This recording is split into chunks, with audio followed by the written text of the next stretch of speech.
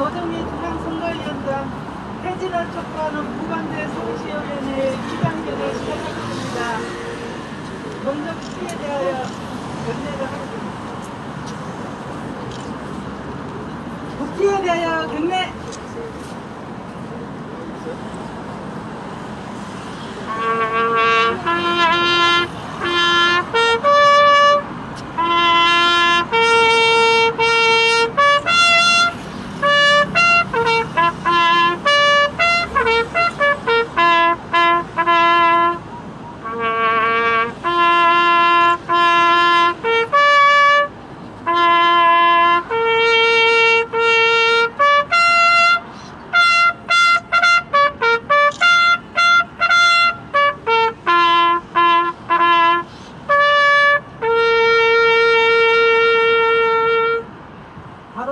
애국가 대창을 하시겠습니다. 애국가는 반주에 맞춰서 1절만 부르시겠습니다.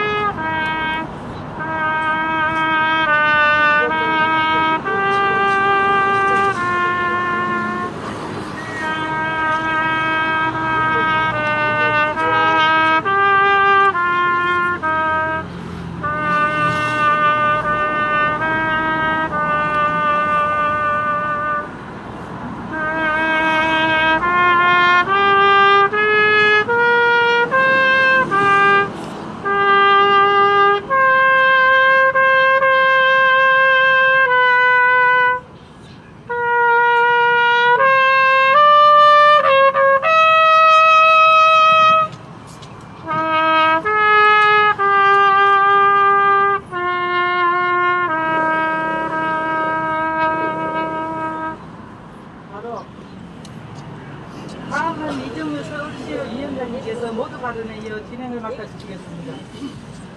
여기 나오신 애국군 여러분, 오늘은 노정희 선관위원장을 우리가 끌어내려야겠다 하는 일념으로 이 자리에 모였습니다. 우리 부방대가 떴습니다. 부방대가 나라를 살리고 있습니다. 우선 우리 부방대를 진두지휘하는 황교안 총괄 대표님의 말씀을 들어보기로 하겠습니다. 모시겠습니다. 오늘 이렇게 햇볕 가운데 현장에들 모여주신 우리 기자 여러분들에게 감사의 말씀을 드립니다. 그리고 이 자리에 함께 해주신 여러 우리 부방 여러분, 동지 여러분들도 감사의 말씀을 드립니다. 특별히 우리 국민 노래를 위해서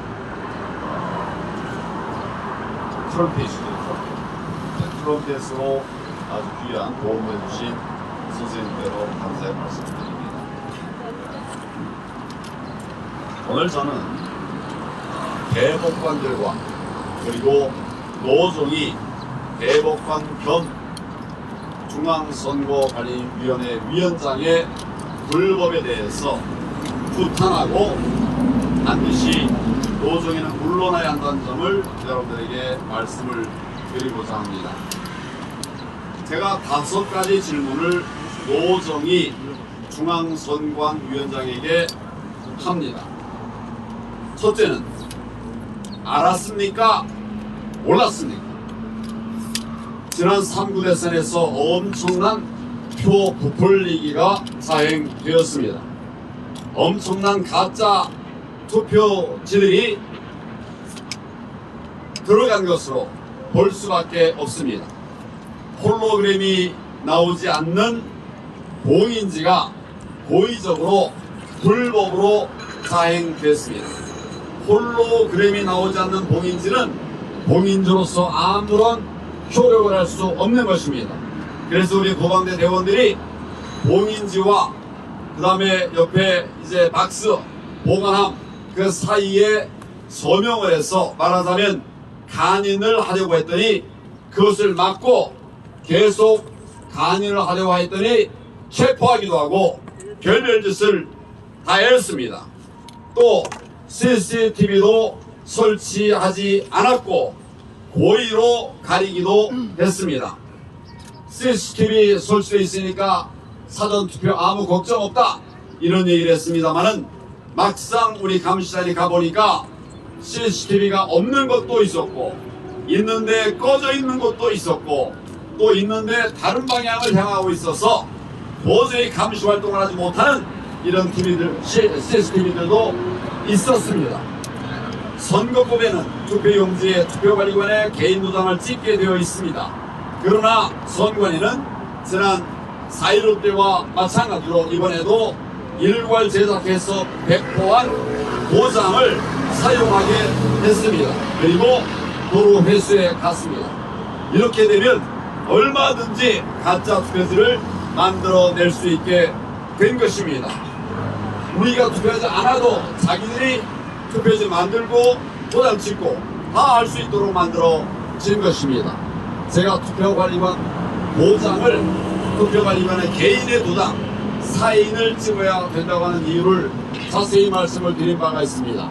부정선거를 막기 위해서는 반드시 투표관리관, 정말 투표관리관이라고 하면 제대로 된 투표관리를 할 수 있도록 내 도장을 사용해서 투표관리를 하고 그리고 이걸 내가 가져가야죠. 왜 선관위에다가 돌려줍니까? 이런 잘못된 거, 이런 사실들을 도저히 위원장은 알았습니까? 몰랐습니까? 이 부분에 관해서 답을 하기 바랍니다. 둘째 질문입니다. 지난 3구 대선은 부정선거였습니까? 공정선거였습니까? 헌법에 정해진 선거의 기본 원칙을 훼손했습니다. 헌법에는 직접 선거를 하도록 되어 있습니다. 여러분의 손으로 직접 여러분이 선택한 사람을 찍어서 여러분의 손으로 투표함에 넣도록 되어 있습니다. 이게 직접 투표입니다. 그런데 지난 대선에서는 확진자라고 하는 이유로 확진자가 마음대로 내 투표함에 내 투표지를 집어넣지 못하고 선거사무관들 이런 사람들의 제3자의 손을 들어가지고 투표함에 넣도록 했습니다. 그렇게 되면 내가 투표한 그 투표용지가 남의 손에 들어갔다가 투표함에 들어가는 것이니까 여러분 그 사이에 무슨 일이 벌어질지 압니까? 이것은 명백하게 직접 투표에 반하는 간접 투표인 것입니다. 그리고 그 과정에서 유권자가 누구를 찍었는지를 관계자들이 알 수밖에 없게 돼 있었습니다. 그냥 이런저런 박스에다 담아가지고 박스에 아주 꺼졌어요. 다시 하시죠.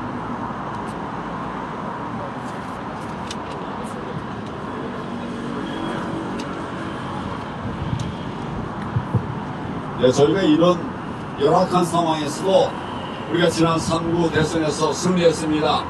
여러분들이 승리의 주역입니다. 그러니까 내가 투표한 것을 다른 사람들이 투표함에 넣는다고 가져가면서 다 보지 않았겠습니까? 공개된 거 아닙니까? 뭐에 반합니까?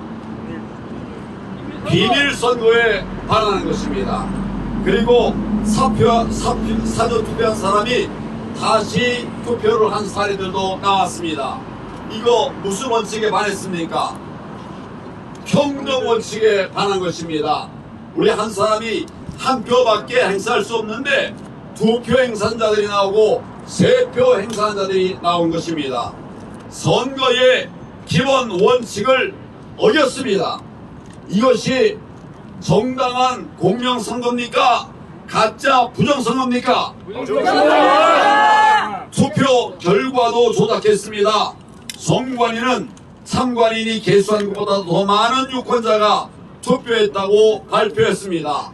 우리가 분명히 한 사람 한 사람 세가지고 몇 명이 투표했는지를 다 봤는데 우리보다 내가 센 것보다 200표가 많은 300표가 많은 이런 선관위의 발표를 누가 믿겠습니까? 여러분들은 믿습니까?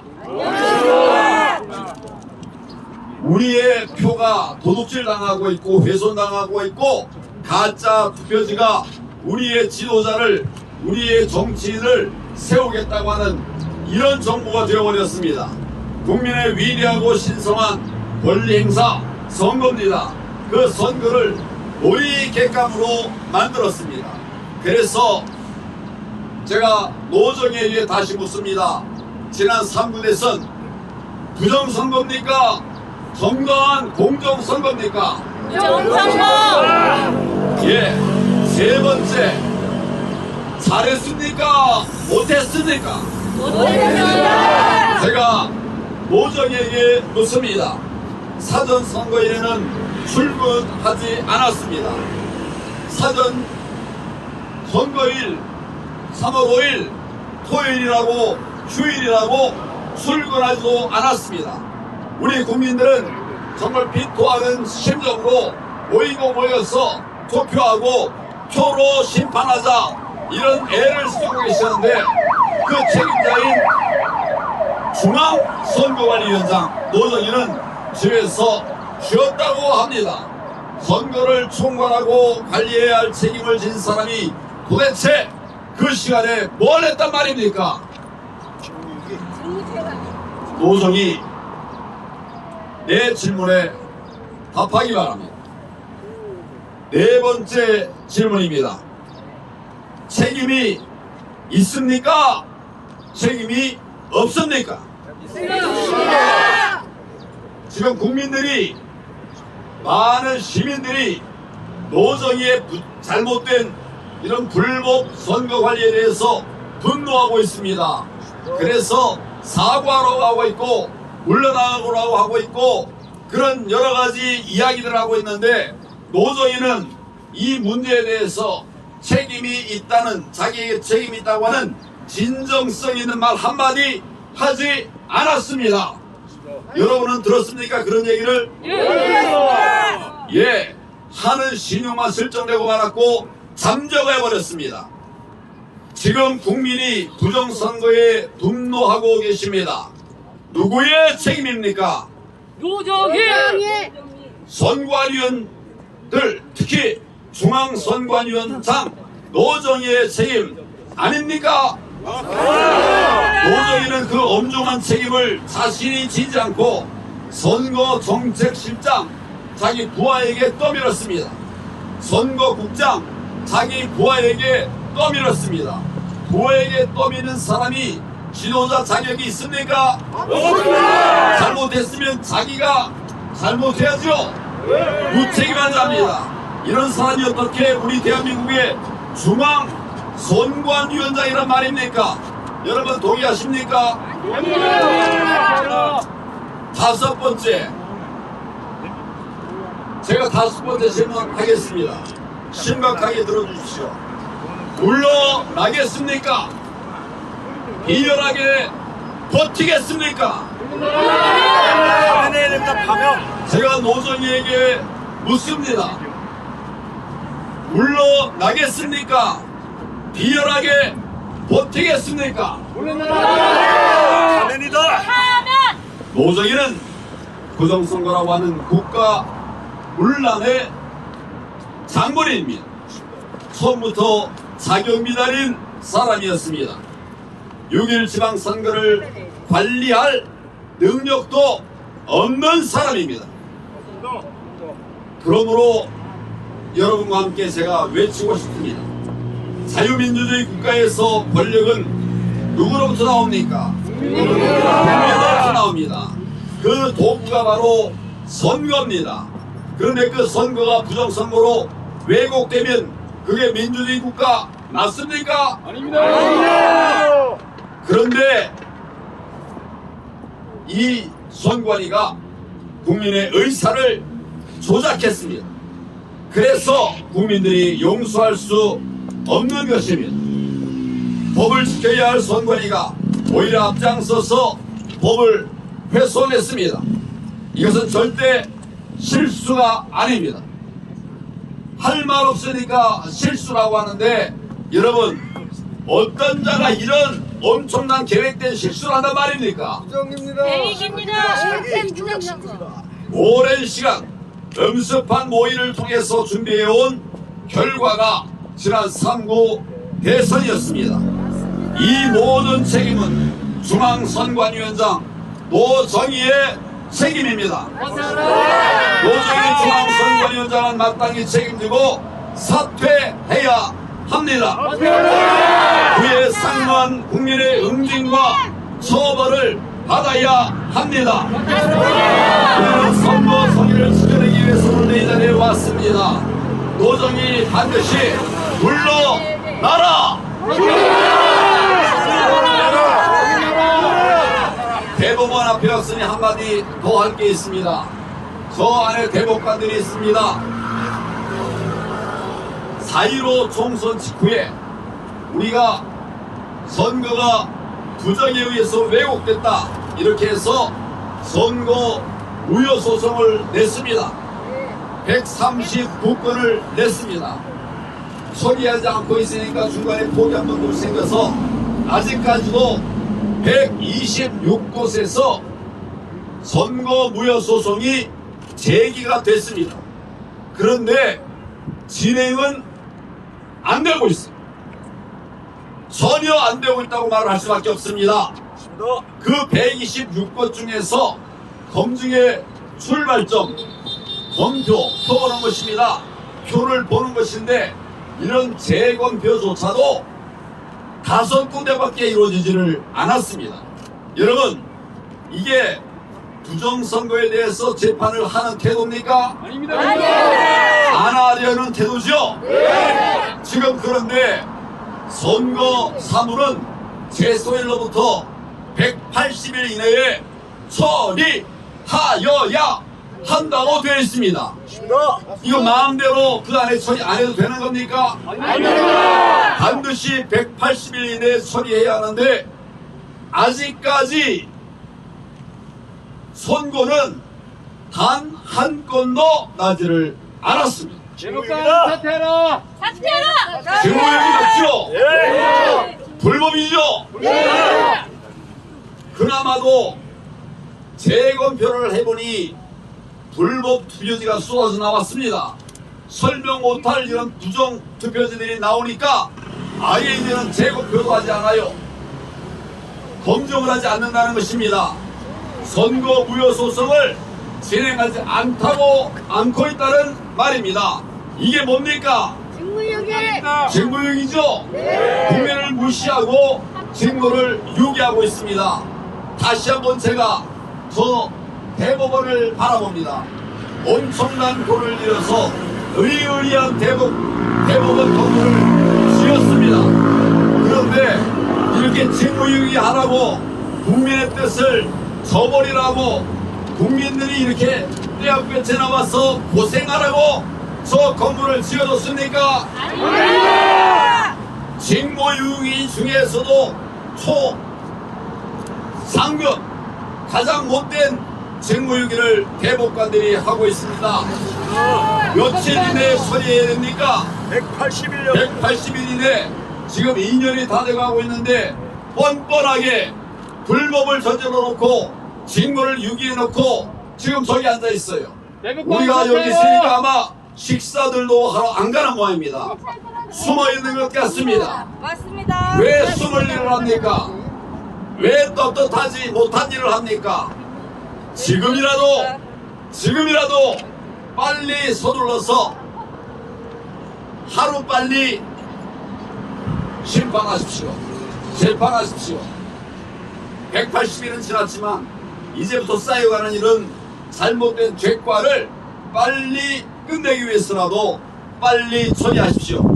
국민들은 이제 더 이상 기다릴 수가 없습니다. 국민들은 이 이상 저런 무도한 대법관들을 대법관으로 인정할 수가 없습니다. 빨리 처리한 걸 보고 우리가 그 징계의 정도를 국민이 정하도록 하겠습니다. 여러분, 지금 우리는 이 무도한 대법원 앞에 서 있습니다.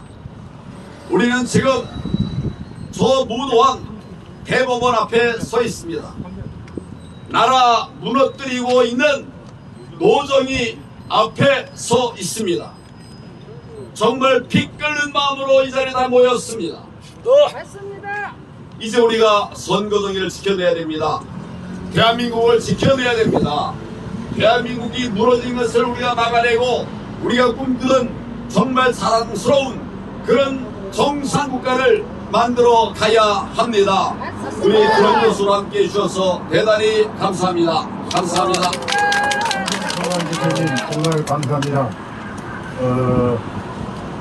한국인의 우리가 없는 대규모 조직적인 불법 부정선거를 선포하고 그리고 대법관들의 직무유기를 선포하시는 강기현 청와 대표님의 말씀에 감사드려서 다시 한번 박수 부탁드리겠습니다. 네, 다음은 법치와 자유민주주의 연대 이사장이시고 선거 부정에 대해서 특별한 고려를 가지고 계신 맹규성 교수님을 자리에 모시도록 하겠습니다.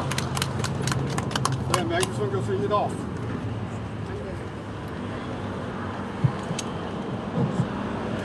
네, 맹규성 교수입니다. 상부 대선에서 저들의 음모를 파괴하고 저지시켰었던 그 최고의 그 공신자들은 제가 BJ톨에서 한 달 전에 인터뷰에서 말씀드렸습니다만은 부방대 애국시민 여러분 그리고 클린 시민행동 애국시민 여러분들이 없었으면은 이런 결과를 끄집어내지 못했을 것입니다. 여러분들 정말 수고 많이 하셨고요. 그러나 우리는 지금 안심할 단계는 아니라고 생각합니다. 왜냐하면은 6월달에 지방선거가 또 있지 않습니까? 이때 저들은 무슨 짓을 할지 우리는 유심히 지켜봐야 할 것이고 또 그때 여러분들의 활약이 커야 지금보다 더 커야 할 그러한 관점으로 저는 관측하고 있습니다. 여러분들 정말 고생 많이 하셨고 앞으로도 더욱더 애국심 발휘해 주시기를 부탁드립니다. 저는 오늘 연설을 위해서 공병호 TV를 참 하나도 안 빼놓고 열심히 봅니다.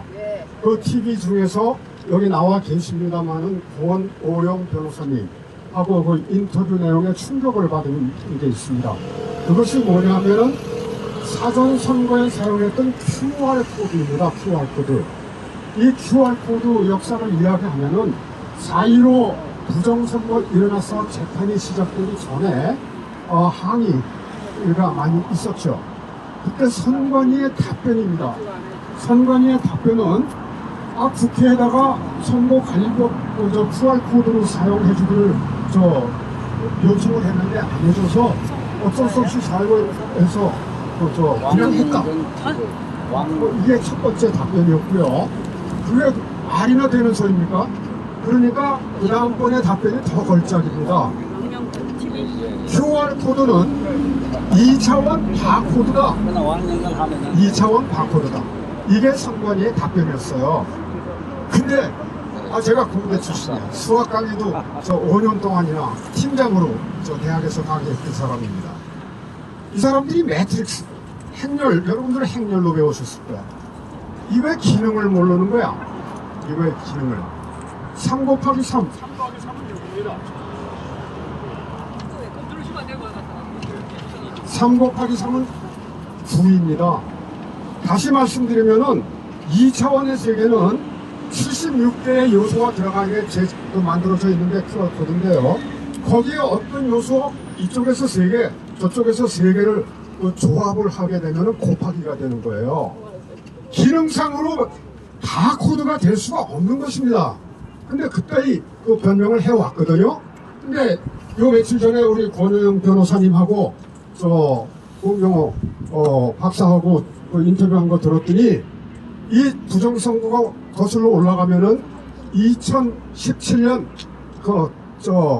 대선입니다. 문재인 대선. 거기에서도 부정선거가 있었다라는 거 증언을 하고 있고요. 그 이후에 2018년 지방선거, 여러분들 아시다시피 경북 지역 대놓고 싹 쓸어버렸어요. 좀 쓸었습니다. 이건 일어날 수 없는 일이죠. 거기서는 무려 25%의 부정이 있었다. 이렇게 증언하고 있습니다. 그리고 4.15 지금 진행 중입니다. 4.15. 그런데 4.15에서 재검에서 문제됐던 거 증거에 대해서 한두 가지가 아니죠. 한두 가지가 아닙니다. 그 중에서 한 가지만 여러분들한테 좀 일반 사람들이 가질 있는 의구심, 이것이 대법관이 어떻게 처리했는지, 대법관이 범죄자인지 아닌지 이걸 한번 묻고 싶은 거예요. 제가 여기 1,000원짜리 가지고 나왔습니다. 여러분들 이거 진패입니까? 민패입니까? 이게 진패라고 한다면은 기술적으로 거기에 지문이 있는 거 감정하기 이전에 우리 일반인들은 무엇 갖고 진패라고 합니까? 여기에 한국은행 총재인 이게 있거든요. 이게. 그런데 6.28 재검에서 달린 도장이 없는 이 투표지를 갖다가 유효표로 인정했어요. 유효표로. 자, 그렇다면은 누가 책임을 져야 하는 겁니까? 그거 부정 투표로 했을 때. 그러면 내가 지금 위패를 만들어서 사용해도 되는 겁니까? 자, 대법관 한번 답변해 보세요. 안 됩니다. 이거 내가 사용해도 되죠? 안 됩니다. 대법관은 분명히 직인이 없는, 사인이 없는 걸 갖다가 유효표로 인정했어요. 또 묻고 싶어요. 대법관이 언제 부정이냐 아니냐를 판가름하라고 그랬지 유효표는 아니냐라고 판가름하라고 했습니까? 어느 헌법에, 어느 규정에 있습니까? 그거 당신들의 권한이 누가 부여한 권한입니까? 나는 오늘 여러분들 사상 검증을 할 거예요. 사상 검증. 자, 그러면은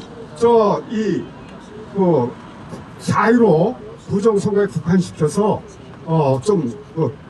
선관위는 무슨 부정을 했고 대법관은 무슨 부정을 했는지에 대한 좀 말씀을 드리고자 합니다. 자, 선관위 그러니까 디지털 선거는 말이죠. 저는 그렇게 생각합니다. 디지털 전문가로서 디지털 선거의 최고의 증거는 디지털 시스템이에요. 디지털 시스템에는 하드웨어적인 컴퓨터 이것도 들어가지만 그거를 움직이는 프로그램이에요. 소프트웨어예요. 소프트웨어. 저는 소프트웨어 전문가거든요. 자, 그래서 4.15 총선 직후에 소송을 걸어놓고 소송 아시다시피 180일 훨씬 넘기지 않았습니까? 그 전에 제가 변호사님들한테 이 소프트웨어 교육을 시켰습니다. 여러분들은 지금 하드웨어 중인 거 바뀌었다 안 바뀌었다 이거 갖고만 알고 있는데 아니다. 그거 아니다. 증거 보전 신청을 프로그램을 증거 보전 신청하라. 2개. 전자개표기에 있었던 프로그램 서버에서 최종적으로 보정법으로 조작하는 프로그램 2개 보전 신청하라. 선거인 명부 보전 신청하라. 투표지 보전 신청 너무나 당연한 거지만 아시다시피 다 바꿔버리는 뜻이에요. 바꿔버리고. 그런데 그거를 실제 재판 과정에서 그거 내놓으라 했더니 선관위 답변 대법관 앞에서의 답변 파기했다. 증거 인멸했다라는 답변을 했는데, 자, 그 장면에서 증거 인멸한 것은 범죄자죠. 근데 그거를 갖다가 듣고 가만히 있었던 대법관은 범죄자입니까? 아닙니까? 공범이죠. 네, 일반 우리 시민들이 보는 눈은 공범입니다. 분명히 이것은 파기했는데 이런 답변을 했는데 그거는 끝이에요. 자, 전자개표제 투표지가 통과하는 순간에는 이미지가 사진이 찍혀서 그게 보관되게 돼 있어요. 이미지 파일 제출을 했는데 그 이미지 파일 원본이냐 사본이냐 물어보니까 원본 파기했고 사본입니다. 이런 답변을 했는데 질문과 답변으로 끝. 지금 대법관이 재판을 하는 그 태도가 그게 뭐야? 아, 위법을 하고 범죄 행위를 했으면 그걸 추궁해야 옳지 않습니까? 자, 예, 그렇습니다. 자, 근데 실질적으로 우리가 뭐 여론조사가 몇 퍼센트, 이거 다 헛일이에요. 저는 듣지도 않습니다. 여론조사요? QR코드에 의거 이미 누가 누구를 찍을 것인가를 대한민국 전체의 빅데이터로 청사진이 다 나와 있습니다. 여론조사? 이거 하등에 필요 없는 거예요. 지금 필요 없는 겁니다. 그런데 3부 대선에서 이재명이 한 10% 칠 것 같거든. 그러니까 미리 서버에 있는 프로그램 가지고 시뮬레이션을 다 해놓은 거죠. 몇 표 정도를 갖다 집어넣거나 윤석열 표를 가져오거나 이재명 표로 이런 부정행위를 몇 표 정도를 하면은 이길까? 이거 이미 선거하기 전에 계산 다 끝난 상황입니다. 그게 의거 그 표를 집어넣거나 바꾸거나 한 거예요. 4.15도 마찬가지입니다. 그것은 2018년 지방선거 어떻게 쓸어버렸을까요? 마찬가지입니다. 마찬가지입니다. 근데 불행스러운 때도 그 당시에는 우리도 그거에 대해서 몰랐죠. 저도 몰랐습니다. 4.15 부정선거가 나오면서 가만히 보니까 이게 컴퓨터 프로그램 아니면은 할 수 없는 부정행위더라 이거예요. 그래서 뛰어들었어요. 그래서 자, 그러면은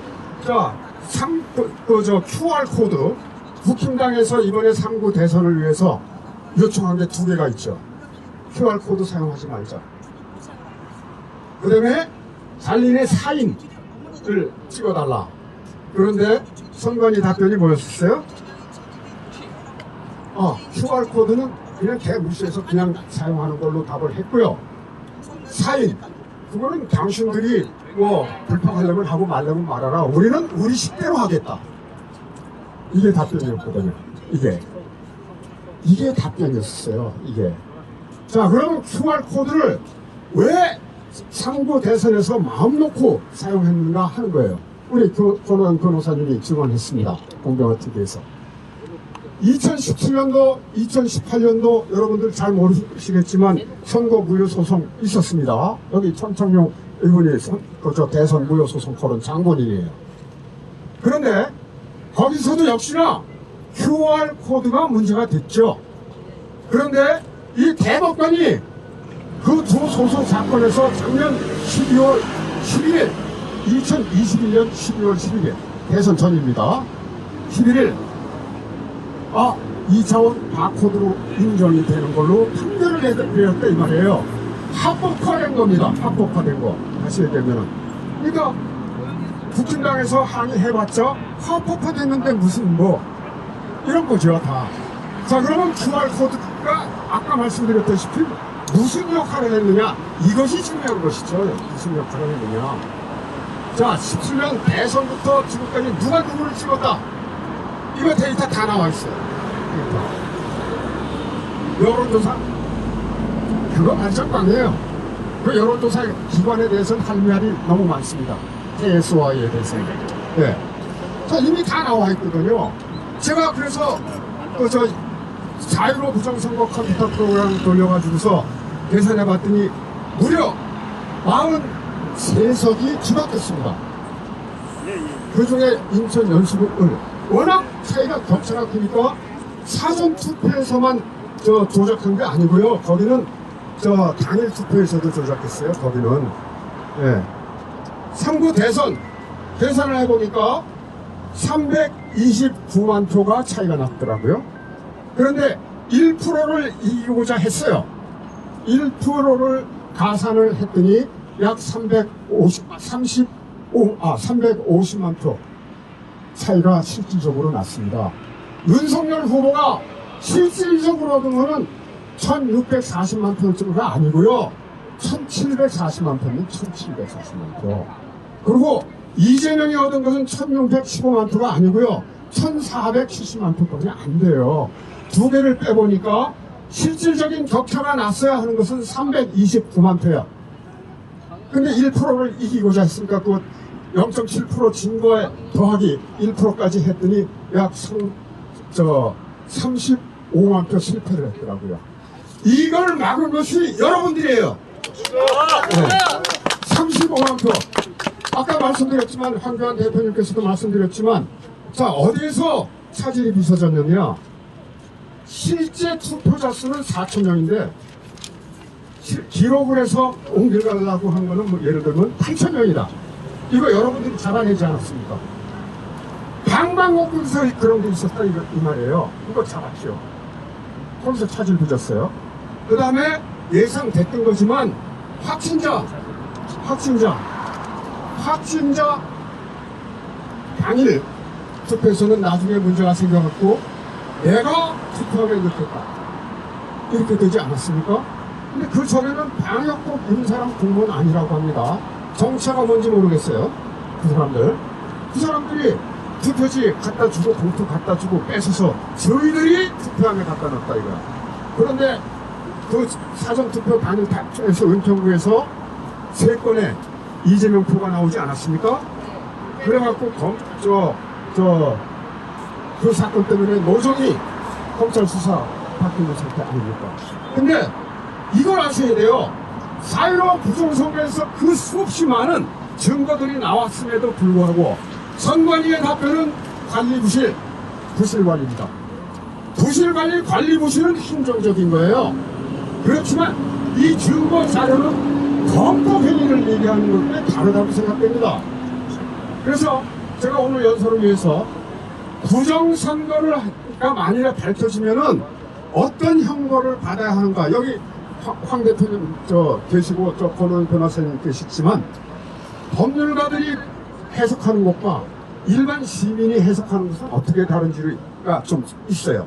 제가 내란죄라는 것이 법적으로 어떻게 규정되어 있는지 법적으로 다 뒤졌습니다.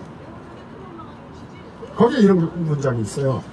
국헌문란, 고의적인 국헌문란, 이게 기본인데요. 절차를 밟지 않고 부정행위를 해서 법을 어겼는데 그 헌법이, 법률이 소멸됐을 경우 내란죄에 해당된다. 이렇게 돼 있어요. 자, 그러면은 소멸됐느냐 안 됐느냐라는 관점이 이제 법률가들이 이제 다툼을 해야 될 부분이라고 생각이 돼요. 그렇지만 일반 시민이 보는 눈은 이렇습니다. 2017년 대선부터 2018년 지선, 서울시 보궐선거, 4.15 총선, 4구 대선, 3구 대선, 여기까지 지속적으로 부정행위가 있어왔죠. 부정행위가 있어왔습니다. 그러면 명문에는 소멸이라는 단어가 살아있지만 운영상에서 소멸이 등업이가 안 됩니까? 안 됩니까? 6일 지방선거에서 또 한다면 지속적으로 일어날 것이란 말이에요. 제가 보는 건 관점에서 일반 시민 입장에서 보는 거는 소멸됐네요, 기능상으로. 그렇다면은 이 경우에 형벌은 무엇인가? 수배는 사형, 최소 무기징역이에요. 적국 가담자 사형, 무기징역 5년 이상, 단순 가담자 5년 이하, 이렇게 돼 있더라고요. 네, 그러면은 오늘 대법관 사상검증 좀 해야 되겠습니다. 사상검증. 현재 우리나라는 저는 뭐 운동권하고 수십 년을 부딪혀서 자초지종을 다 알고 있는 거 여러분들이 다 아십니다. 운동권의 군포입니다. 운동권이 무엇을 주장했는 거 아니? 대한민국은 태어나지 말았어야 할 국가이다. 이걸 주장했거든요. 이걸 주장했어요. 북조선인민공화국이 유일한 정통성 있는 국가이다. 이렇게 말하는 파가 있어요. 이렇게 말하는 파가. 그게 첫 번째입니다. 두 번째, 한반도에는 북한도 남한도 정통성 있는 국가는 없다. 이게 위장 보수라는 건데 하태경 등등이에요. 두 번째요. 자, 세 번째는 우리들입니다. 한반도에는 정통성 있는 국가는 대한민국뿐이다. 이 세 번째예요. 자, 대법관. 당신들은 헌법 제1조를 위반했어. 주권, 우리 국민의 주권을 무참히 짓밟고 지금 증거물들을 위조, 변조, 증거 인멸까지 하고 있어.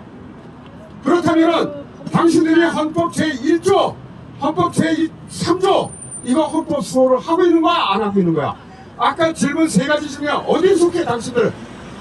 세 번째요? 네. 세 번째냐고? 세 번째라면은 헌법 제1조 준수해야 될 거 아니야. 그러면 당연히 부정선거였다. 이런 판결을 내야 하는 거 아니야? 대법관 사퇴하라! 대법관! 원래 당신들 사유로 부정선거 그 문제가 되기 전에는 존경스러웠어. 지금은 당신들은 적폐로 처분의 대상으로 생각합니다. 개법관들입니다. 다들 개법관 옷 벗어. 사퇴하라. 당장 옷 벗어. 사퇴하라. 감사합니다. 이성 교수님 그 연설을 잘 듣고 다시 한번 박수를 좀 부탁드리겠습니다. 다음은 권호영 변호사님의 말씀드리겠습니다. 지금 변호사님들이 5분이 계십니다. 그래서 짧고 굵게 우리의 그 확실한 의사를 조금 전달해 주시면 감사하겠습니다.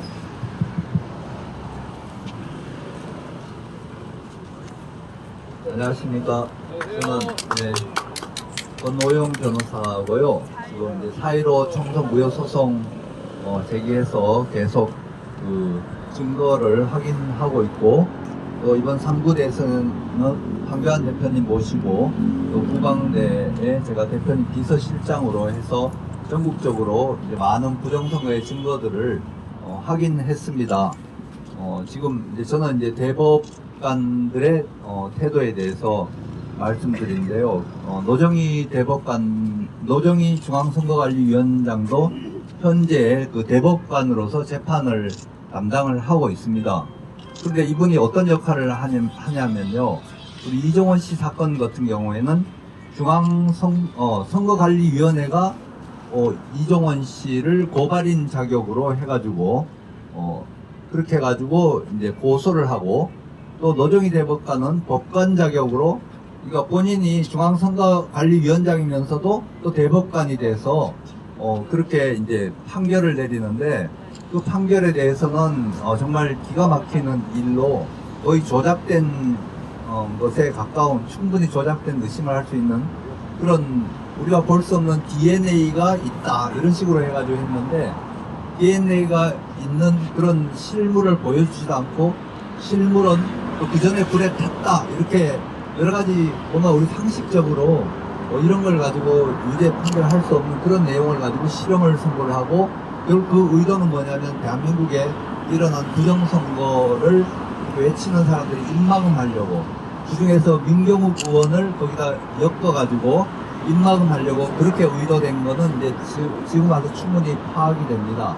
근데 제가 말씀드리려는 거는, 노정희 중앙선거관리위원장이 최근에 감사를 받지 않겠다고 했거든요. 본인들은 헌법기관이라고 그랬습니다.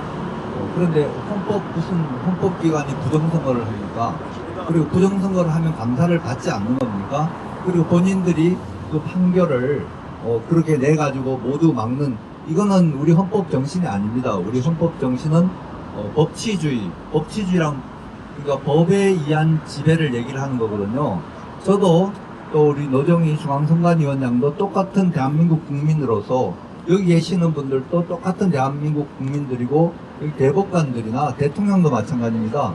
법을 지켜야 되고 법을 위반하면 처벌받게 돼 있고 또 법을 위반하면 공직에 있더라도 물러나게 돼 있는 게 대한민국 헌법 법치주의 질서이고 헌법의 내용이고 그게 모든 법률의 내용입니다. 근데 본인들이 법률을 집행하고 또 법률을 가지고 해석하고 최종 판단을 내린 자들이 불법을 하고 있습니다. 우리 맹주성 교수님께서 아주 논리적으로 이렇게 설명을 잘 해주셔서 저도 항상 교수님 그 의견을 듣고 제가 이제 제 의견을 정리해 나가거든요. 저는 지식은 많은데 이 말 주변이 이렇게 잘 정리해가지고 설명이 부족합니다. 근데 맹주성 교수님이 QR코드 말씀하셨는데 이 대법관들이 두 개 부에서 두 개 보면 8명이거든요. 대법관 8명, 13명 중에 8명. 이 작년 11월하고 12월하고 연거푸 어떻게 판결을 했냐면요. 그 우리가 QR코드는 이건 법정에 있는 바코드가 아니다. 그러니까 바코드를 투표지에다가 인쇄해서 쓰라고 이렇게 분명히 법에 규정이 되어 있는데 QR코드를 인쇄를 해가지고 투표지를 나눠준 건 불법이라고 이렇게 주장을 해왔고 그거는 분명하거든요.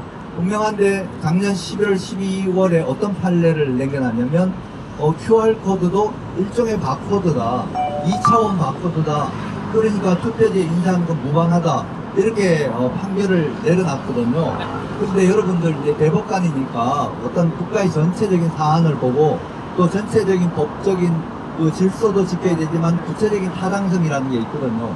이걸 이렇게 해석을 하지 않으면 뭐가 안 되는 굉장히 국가적인 뭐가 어려움이 있을 때는 그걸 해석권한을 부여를 해주는데 이거는 그게 아니라 부정선거에 이용된 그 물건이잖아요. 부정선거에 이용된 QR코드라는 그런 그 컴퓨터 일종의 프로그램이나 마찬가지거든요.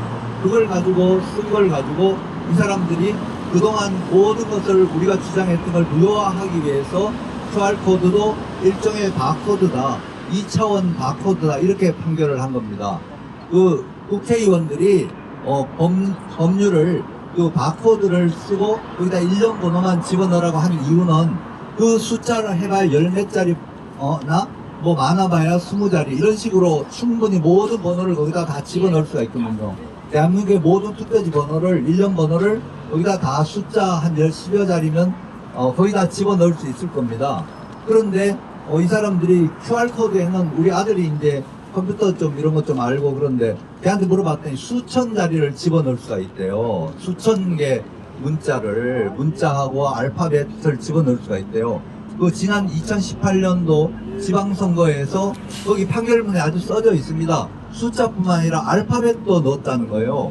이 알파벳하고 숫자를 섞으면 그거는 그 경우의 수가 우리가 상상할 수 없는 그냥 너무 많은 경우의 수를 집어넣은 거예요. 근데 분명히 국회의원들은 1년 번호만 넣으라고 분명히 회의록에도 있고 그렇게 돼 있습니다. 분명히. 그리고 최근에 선관위원 본인들이 만든 자료에도 QR코드는 잘못됐으니까 자기네들이 시정하는데 법을 개정하겠습니다.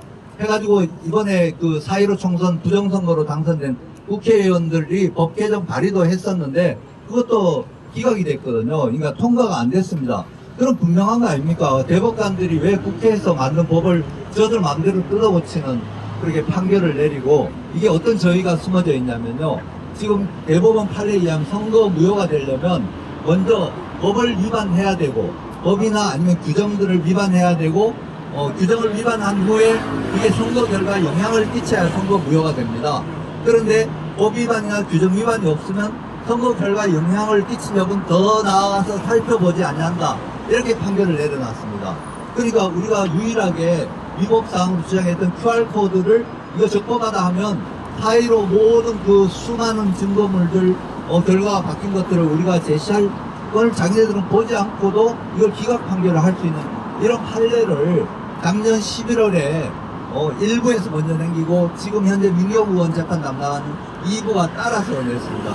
그 2부 그 주심 대법관은 그 당시에 민유숙 대법관인데 민유숙 대법관이 우리 박주현 변호사가 그 소송을 담당을 했는데 오후에 재판이 열렸는데 그냥 변론도 안 하고 그냥 도망갔다고 그러더라고요. 아니 도망가가지고 왜 그럼 그동 판결을 굳이 내놓는 건가요? 이거는 대법원에서 그동안 쭉 판례를 보면 2019년도부터 계속 부정선거를 위한 아예 틀을 환경을 만드는 법적인 환경을 그래서 투표관리관 날인을 자기 사인을 찍으라고 분명히 법률이 돼 있는데 안 찍고 인쇄 날인해도 무방하다고 이렇게 판례를 남겨놨고 2019년도부터 그리고 QR코드가 위법하다고 계속 얘기를 했는데 그걸 QR코드를 찍어도 무방하다고 이렇게 판례를 남겨놓은 거예요. 그러면 이 두 가지가 아주 부정선거의 핵심인 거거든요. 맹주성 교수님은 그 프로그램에 의한 결과 조작의 그런 그 기전을 말씀드렸고요. 그거 정말 기가 막힌 얘기거든요. 그걸 하려면 QR코드를 사용하는 거거든요. 이 사람들이 제가 민주연구원이라는 사람들 자기네들끼리 이렇게 발표하는 걸 봤습니다. 선거 끝나고 지방선거 이겼다 그러면서 발표하는데 자기네들은 빅데이터를 가지고 있어서 그걸 사람들이 어디에 많이 모이고 어느 시점에 어디에 많이 모이고 어디 가고 이걸 다 알기 때문에 선거운동을 아주 효율적으로 하고 있다는 이런 이제 내용인데 그런 자료를 개인정보 통신 3사로부터 받았다는 거예요. 통신 3사로부터. 여러분들 우리 그 지금 최근에 바이러스 때문에 QR코드 찍고 다니잖아요. 그럼 우리 민경우 의원 같은 경우에는 그냥 그때 8.15 집회 재작년인가 참여하고 그리고 집에서 조금만 볼 일이 있어서 나갔다 들어왔는데 그걸 알아요 이 사람들이. 그만큼 그 QR코드라는 건 내가 돌아다닌 모든 정보를 그 데이터를 정부에서 관리할 수 있다는 거예요.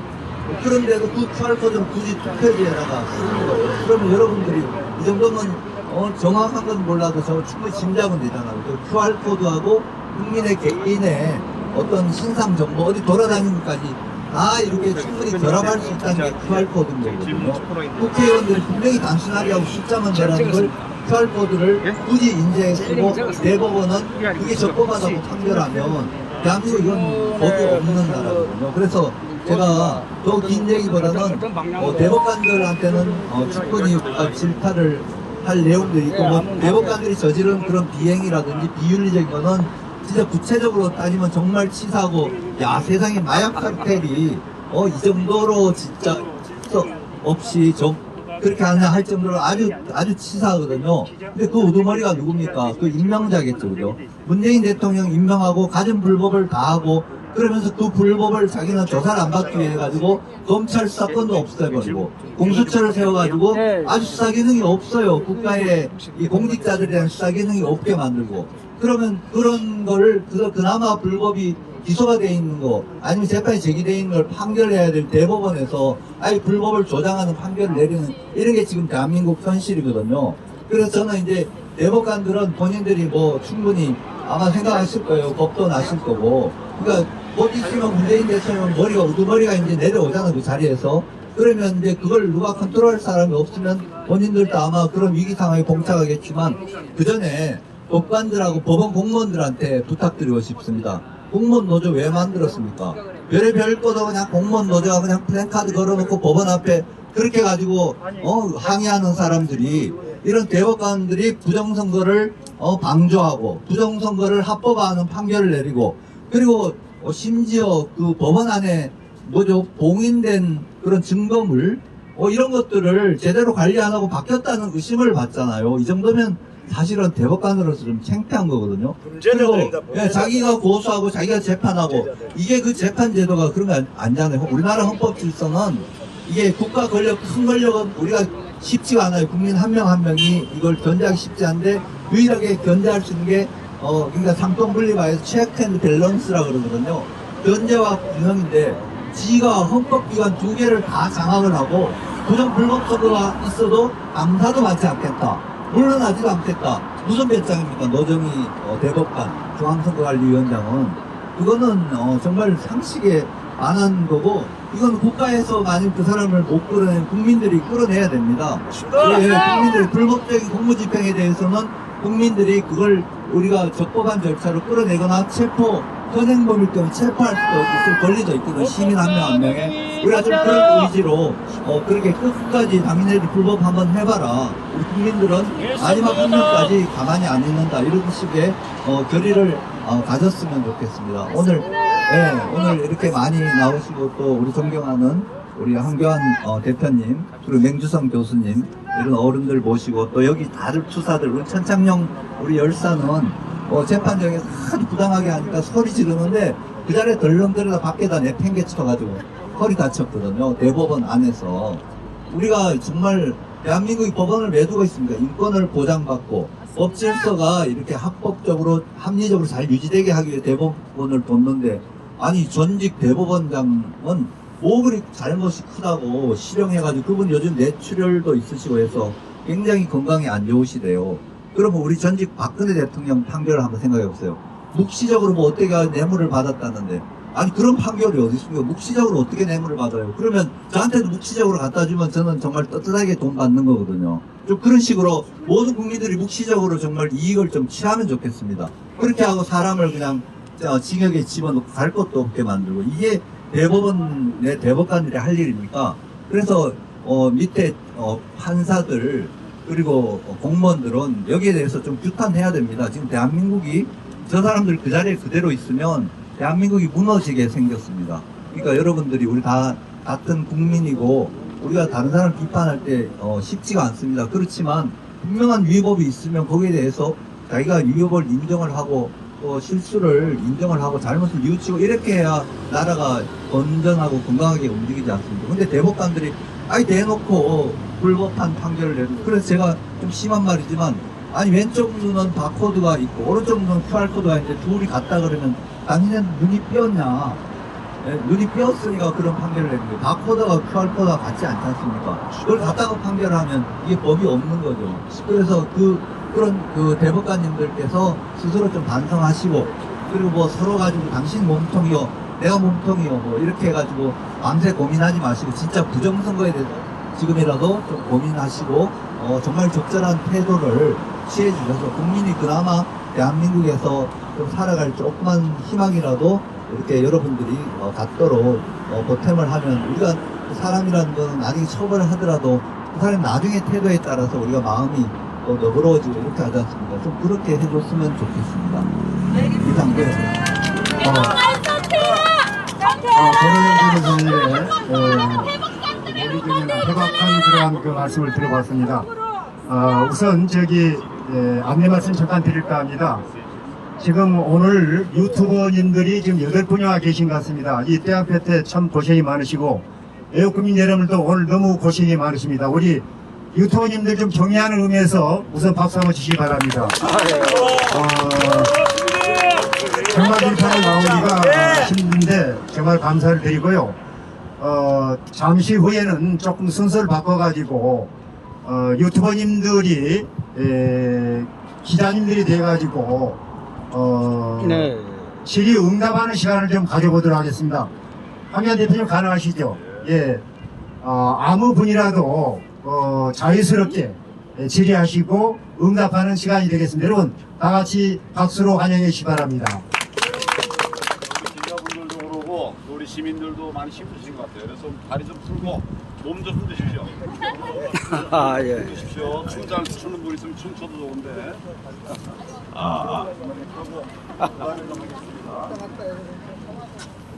왔다 갔다 이렇게 인색하게 운동하시네요.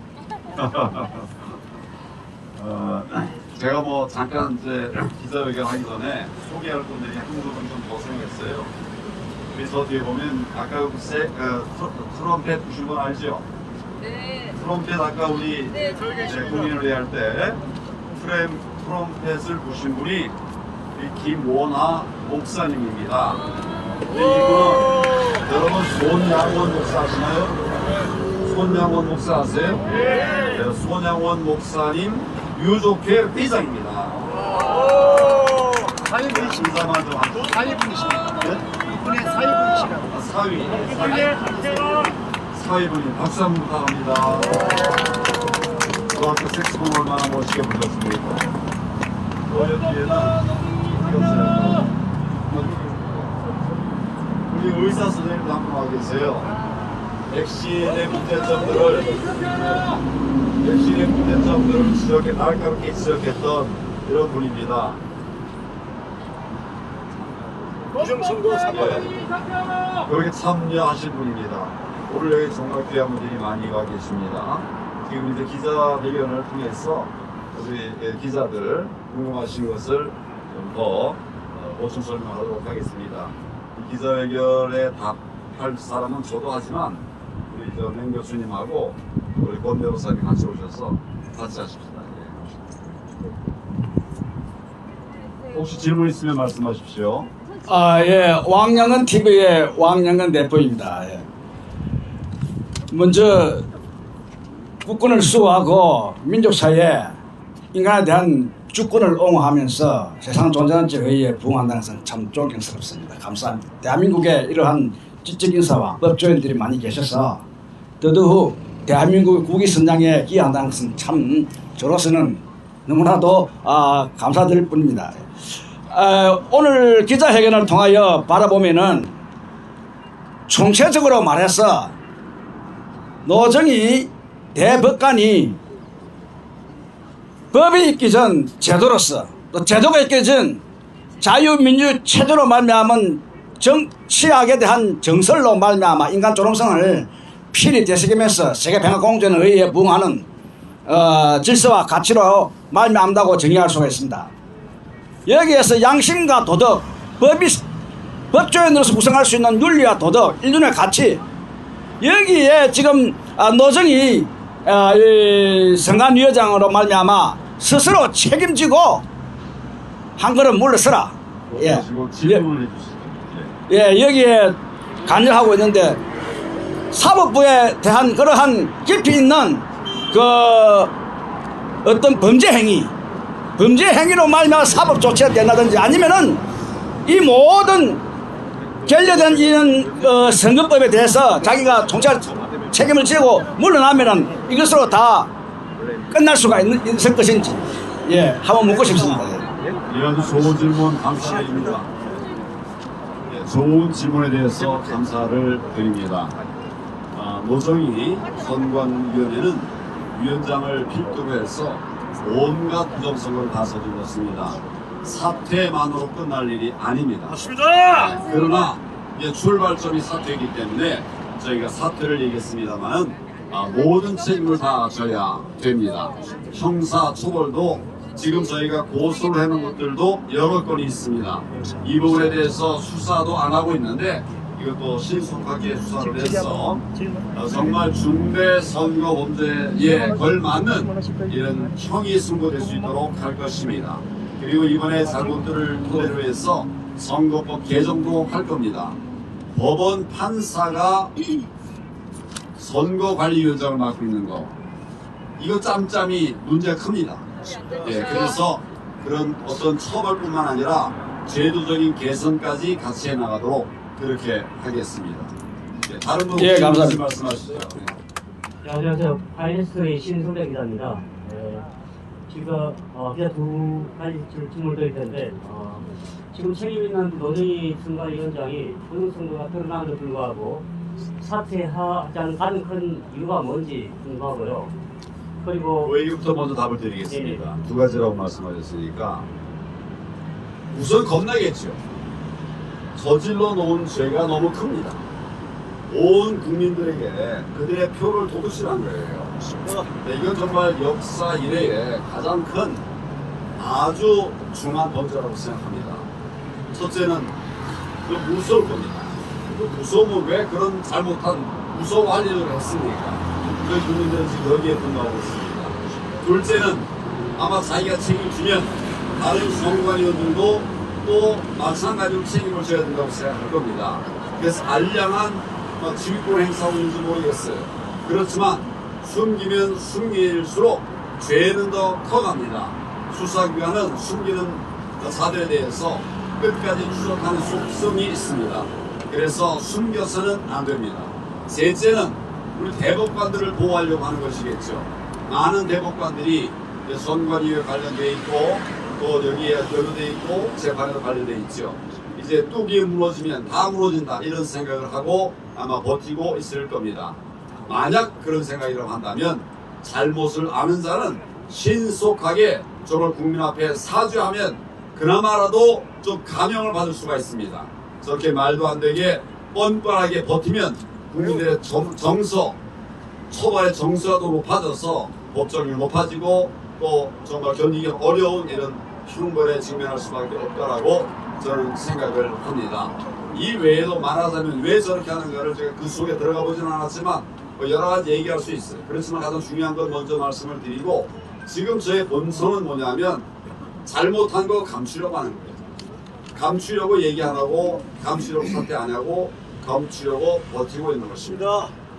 대한민국 국민들이 다 바라보고 있습니다. 어디서 그런 얄팍한 짓을 쓰는가. 빨리 국민 앞에 사과하고 사죄하고 물러나야 된다. 거기로부터 문제 해결이 출발될 수 있다. 이 말씀을 드립니다. 예, 감사합니다. 지난 대선에도 불구하고 대선에도 굉장히 문제들이 많이 드러났잖아요. 부동산뿐만 아니라 선거에 관련돼서. 앞으로 이제 6일 지방선거가 남았는데 이제 그만큼 이제 인원도 많아지고 그 표도, 그러니까 투표 엄청나게 많아질 텐데 여기에 관련돼서 정부께서 다른 차별화된 어떤 선거 감시에 대한 계획을 가지고 계신지 궁금합니다. 또 현장에서 선거 감시 활동을 많이 해오셨던 우리 링 교수님께 잠깐 말씀 들어보고. 네, 그 질문에 대한 거는 어떻게 부정선거가 이루어지고 있었는지 이거를 아셔야 예측이 이제 가능한 겁니다. 4.15 부정선거는 개표 현장에서 부정투표지를 집어넣고 프로그램에 이거 2번을 끈건으로 가고 해서 이제 한 개표 현장에서 부정행위가 이루어졌어요. 근데 그 각 개표소에서 올라가는 데이터는 중앙선관위 서버로 갑니다. 중앙선관위 서버에서 이렇게 가만히 보니까 이게 만들고 싶은 사람이 많이 지고 있거든요. 그래서 보정값이라는 프로그램을 이제 활용을 해서 숫자적으로 뒤집어 버리는 겁니다. 이것이 4.15에서 일어난 거고요. 그것이 우리 여러분들 그냥 항의해대고 이래가지고선 모조리 들통났어요. 대법에서. 그 방법을 안 쓴 것이 3구 대선이에요. 그러면 좋다. 순서를 바꾸자. 청사진 미리 투표하기 전에 만들어 놓고 어느 지역에서 몇 표 부정하면은 몇 표 이기는 거야. 따라서 우리가 투표하는 그 한에다가 미리 만들어 놓은 부정투표를 넣어라. 그거를 개표를 하게 되면 다시 보정값을 적용시킬 이유가 없는 겁니다. 이것이 3구 대선에서 일어난 거예요. 자, 그럼 6일 지방선거에서는 어떻게 예상되는가? 이것은 아까 황 대표님 말씀드렸지만 대선은 후보자가 전 국민이 같은 후보자 하나의 지역구처럼 투표를 해요. 그런데 4.15 총선처럼 지역구마다 후보가 다르지 않습니까? 지방선거는. 이거는 그러면은 어떻게 부정을 하고 방송은 어떻게 시킬 것인가? 이것은 4.15 총선과 방법이 같을 수밖에 없다. 라는 것이 프로그래머, 내가 범죄를 저지른 입장에서 프로그램을 짠다면 이 관점에서의 이야기입니다. 그런데 그거를 실행하는 방법이 4.15 총선처럼 개표 현장에서 할 것이냐, 아니면은 3구 대선처럼 미리 집어넣을 것이냐. 이건 뭐 프로그램, 이거 쉬워요. 굉장히 쉬워요. 숫자 맞추는 거는. 그거 선택만 남았다고 봅니다. 자, 그래서 만일에 4.15 부정선거처럼 한다면은 디지털은 디지털로 방어할 수 있습니다. 제가 프로그램 짜는 거 작동시킬 겁니다. 개표 현장에서 너희들 지금 몇 표 부정하고 있어? 어느 지역에? 중간에. 이걸 목표로 하고 있습니다. 이미 다 만들어놨어요. 그런데 3구 대선처럼 다 맞춰놓고 하는 경우에는 그 프로그램이 작동이 안 되는 경우예요. 그렇지만 대비를 하기 위해서 4.15 총선처럼 할지도 모르니까 그 프로그램 만들어 놓고 기다리고 있는 중입니다. 아마 마지막 그 질문이 있는 것 같습니다. 네. 아니 여기 답이 네. 먼저 답변하시고요. 네, 이거 진짜 꼭 말씀드리고 싶은 게 하나 있는데요. 제가 이제 4.15 총선 무효 소송을 하면서 맨 처음 놀란 게 법원에 갔더니 투표지 전체를 바꿔치기 해가지고 숫자를 맞춰가지고 새로 박스채로 이렇게 만들어놨던 걸 봤고, 그 후에 계속 그런 주장을 하는데 이게 그렇게 쉽게 먹히지가 않고, 대법관들은 그런 걸 보고도 다른 데서 보고 이렇게 몇 번 보면 이제 식별이 되는데도 계속 그냥 이 감정에다 의뢰해가지고 투표지 몇 장 감정해가지고 괜찮다 이런 식으로 하거든요. 그래서 이 투표지에 대해서 관심을 가졌기 때문에 그 투표지에 대해서 알고 지금 우리나라 그 투표용지는 이번에도 그 정보공개 신청에서 답변을 받았거든요. 한솔 제지하고 무림 SP라는 비교적 대기업 재벌 그룹으로부터 납품받은 2가지 용지만 사용하고요. 그리고 각 선관위원회에서는 그걸 이번 6.1 지방선거를 위해서 그 투표 용지 계약을 다 했을 겁니다. 그 롤 용지거든요. 근데 한 투표소에 한번 200롤, 300롤 요 정도면 충분하게 사전 투표가 커버가 되거든요. 근데 지난 대통령 선거 때 거의 한 2배 정도 이렇게 구입한 것 같은데, 그래서 그 전에 선관위원회에서 전국 각자 자기 지역에 가셔서 그 정보공개 신청을 하시고 지난 대선에서 공급받은 롤 용지가 사전 투표용 롤 용지가 어디서 공급받았고 얼마에 받았고 수량은 얼마고 이걸 받으시고, 그리고 그 다음에 이번에 그러면 6.1 지방선거를 위해서 어떤 롤 용지를 쓸 것이냐, 그리고 투표 용지는 어디서 프린트하느냐 이런 것들은 다 공개하게 돼 있거든요. 그래서 그런 것들을 정보를 받아 놓으시고, 그 다음에 이제 투표지 공고를 하게 돼 있거든요. 공고를 하는 투표지 규격과 양식이 어떤 거고 그런 것들을 전부 다 이제 미리 받아 놓는 거예요. 그래서 선관위를 방문하셔서 그런 데이터를 받아 놓으시고, 그렇게 하면 이 사람들이, 왜냐면 QR코드로 해가지고 전산 조작을 해도 여기 실물 투표지를 안 맞춰 놓으면 소송에서는 투표지를 다 씌워봐야 되거든요.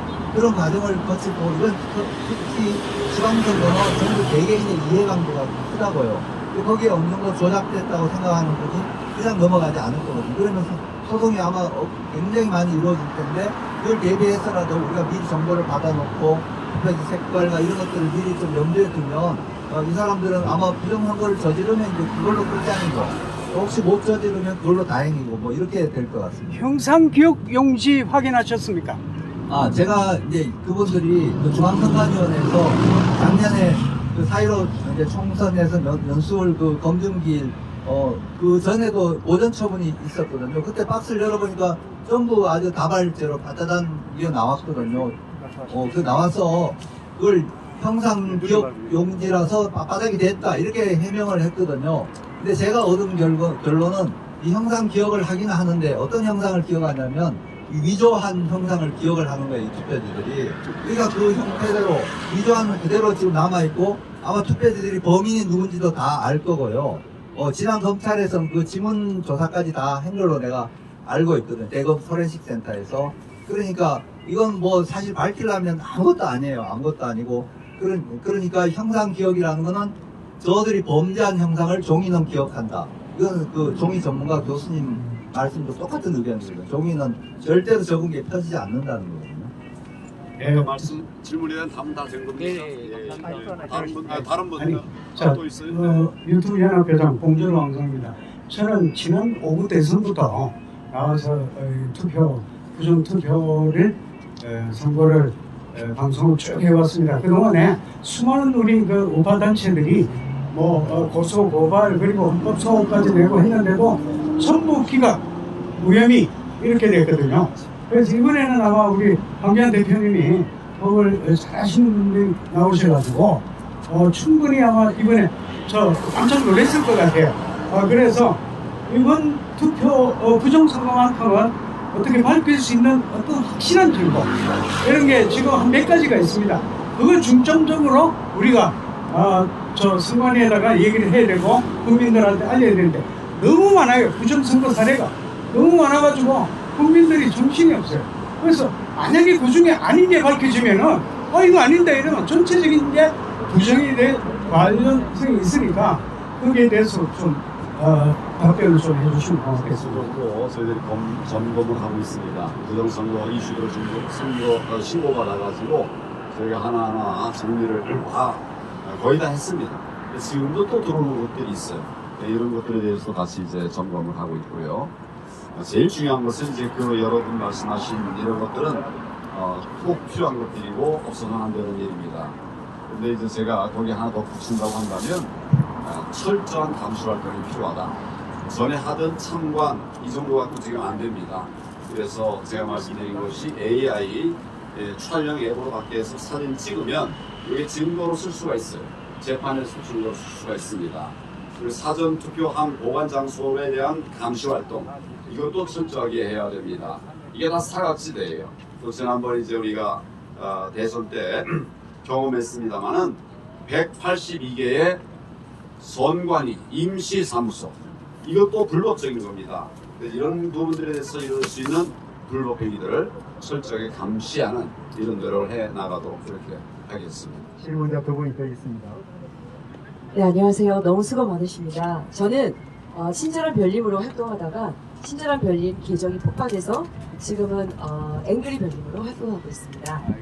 이렇게 우리 한교안 전 총리님과 그다음에 우리 이렇게 교수님 그리고 또 우리 전문 변호사님께서 앞장서 주셔서 너무 감사드립니다.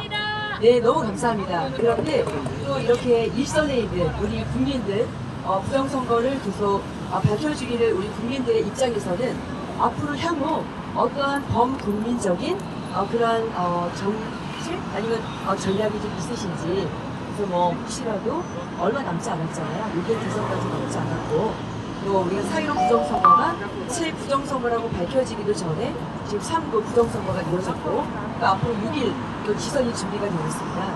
그래서 이 짧은 시간 안에 우리가 어떻게 앞에 나가시는 일선분들께 함께 할 수 있는 무엇이 있는지 그 전략도 일단 궁금하고요.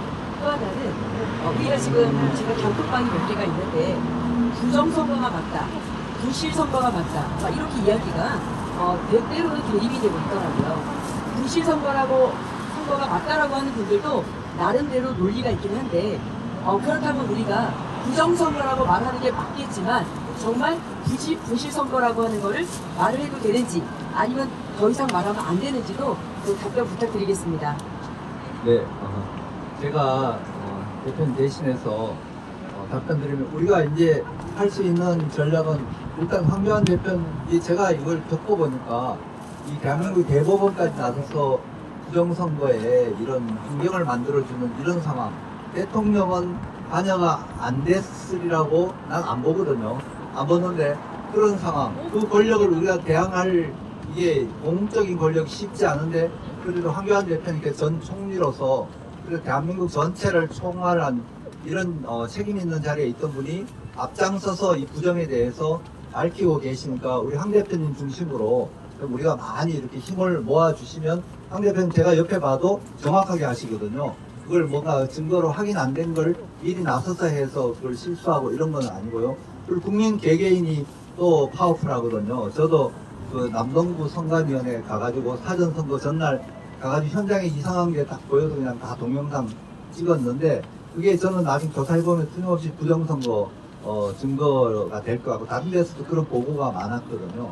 그러니까 투표지를 따로 만드는 거예요. 만들고 또 개표장에 현장에 그 가짜 위조된 투표지가 나오거든요. 그런 상황이니까 그런 활동들을 이제는 다들 어느 정도 정보가 있으시니까 전부 자기 지역에서 선관위 그냥 들락날락거리고 거기 다 우리 월급 줘가지고 공직자로 세운 분들이니까 확인하고 물어보고 이런 활동하고 또 특히 그 국회의원들을 우리가 개별적으로 좀 국회의원들이나 지방의원들 이런 분들을 영향을 끼쳐야 돼요. 그분들이 만약 법안 발의를 이상한 법안 저번에 어떤 의원이 사전투표를 더 늘리는 법안을 발의를 했더라고요. 이것도 야당 의원이 그런 분들은 좀 뭔가 이렇게 비판을 해줘야 그 사람들도 아마 뭔가 여러 사정상 법안 발의도 정부가지고 청탁 법안을 발의하는 의원들이 있거든요. 그런 것들을 우리가 한 명 한 명 감시 활동을 해주고 이렇게 하면 이제 너무 많은 분들이 이제 지켜보고 심지어 뭐 법원 안에서 증거 바뀐 것도 보는 분들이 너무 많거든요. 그러니까 이분들이 이제 망신스러워 본인들만 모르는 것 같지 국민들이 모르는 것 같지 국민들이 이제 다 알아요. 월거숭이 임금님 같은 이런 상황인데 그래서 질서 있게 해가지고 우리가 아무리 이걸 밝히고 해도 나중에 질서 있게 나라가 운영이 되고 또 새로 이렇게 계획적으로 나가려면 우리 황 대표님 또 그리고 맹두성 교수님 같은 국가의 어른들을 이렇게 잘 쫓아가지고 마음을 합하고 또 뒤에 손가락질 좀 안 했으면 좋겠어요. 어떤 분이 자기 의견하고 다르다고 자꾸 이렇게 하면 사람이 용기를 잃거든요. 저도 좀 하다가 전번에 한번 누가 저한테 비판하니까 하늘 고민이 되는 거예요. 고민이 되고 그랬는데 그러면 용기를 잃으면 정말 중요한 일을 앞두고 우리가 그리고 조금 실수가 있어도 그 사람이 진심을 알잖아요. 오랫동안 지켜보시니까. 그렇게 하면 우리가 충분히 상황이 시간이 많이 경과됐으므로 중복 질문이 되지 않은 범위 내에서 기왕에 지금 질문 신청이 있는 분이 한 분 계시기 때문에 이분으로 해서 질문은 끝내기로 하겠습니다. 여기 양해를 좀 부탁드리겠습니다. 네네. 아무튼 네네 수고 많으십니다. 지난 3구 대선 부방대 회원으로서 부방대 회원들과 함께 서울 송파 캠핑장에서 밤을 새우면서 우리 맹주성 교수님도 함께 하셨지만은 유튜브들과 함께 하면서 직접 눈으로 목격을 했습니다. 부정선거 사례들은 그리고 투표지 네네네 투표지가 두 가지 종류가 있습니다. 분명히 순백색 한 가지로 알고 있는데 송파에서는 두 가지가 있었거든요. 그래서 제가 영상을 찍어가지고 부방대도 제거하고 박주현 변호사 TV에도 제거를 해가지고 유튜브에 올려주었습니다. 두 가지면은 잘못된 거 아닙니까? 분명히 한 가지 아닙니까? 3구 대선에 거. 아마 선거의 네. 종류에 따라서 네. 그걸 좀 할 수 있도록 한 부분이 있다는 말을 들었어요. 네. 그거는 좀 점검을 해보겠습니다. 그리고 변호사님, 네네네. 그렇게 하시면 일단 알겠습니다. 아무튼 두 가지에 대해서 상당히 많은 분들이 의문을 제기하고 있어서 그 부분을 좀 명확히 알고 싶어서 말씀드렸습니다. 아닙니다. 그런데 이번에 부정선거에 대해서 변호사님들이와 국민들이 기소를 한 것 같은데요. 대법원에서 부정선거에 대한 부정선거를 치른 거에 대한 합법화시키는 판단을 내렸다고 그렇게 얘기를 들어보니까 그렇게 판단이 되는데요. 그러면은 검찰들은 범죄자를 잡는 사람이 검찰인데 검찰이 대법관을 검거하면 안 되는 겁니까? 저는 법을 잘 몰라서 질문합니다. 대법관 아니라 누구라도 불법이 있으면 수사할 수 있습니다. 그리고 체포하고 구속도 할 수 있어요. 대통령만 내란 외환죄를 제외하고는 내란 외환죄를 제한하면 체포할 수 없는, 기소할 수 없는 이런 제한이 있고 나머지는 다 똑같은 국민입니다. 저는 검찰들이 대법관은 죄를 지어도 검거할 수 있는 입장이 아닌가 이런 생각들을 방송을 보면서 했었는데요. 검찰들은 정의를 지키시고 아무리 권력을 가진 자라 하더라도 범법자들을 검거를 해주세요. 맞습니다. 저는 어려서 그만하시고요. 이따가 또 얘기할 기회가 또 있어요. 우리 기자분들하고 같이 기자 회견하고 있는 거니까 어쨌든 많은 질문들 해주셔서 제가 말씀드렸습니다만 앞으로 우리가 월, 수, 금 당분간 이 대법원이 반성하고 책임 있는 행동을 보일 때까지는 월, 수, 금마다 나와서 얘기를 하려고 합니다. 한 번에 다 짐 빼버리면 그 다음 할 일이 없으니까 오늘은 이제 질의응답은 정도 마치고 다음 수요일 날 또 이야기 나누도록 하겠습니다. 네, 기자회견에 응해주신 황교안 총괄대표님과 연기석 교수님, 권홍윤 변호사님께 다시 한번 큰 박수 한번 부탁드리겠습니다. 이어서 시간이 경과됐지만은 제2부 선으로 아직 그 연설을 못하신 세 분 연설을 들어보기로 하겠습니다. 짧지만은 또 굵게 그동안에 못했던 또 말씀을 해주실 걸로 생각됩니다. 전 고려대학교 신문방송학과 교수이시고 지금 서초구 부방대 위원장이신 윤영 교수님을 자리에 모시도록 하겠습니다.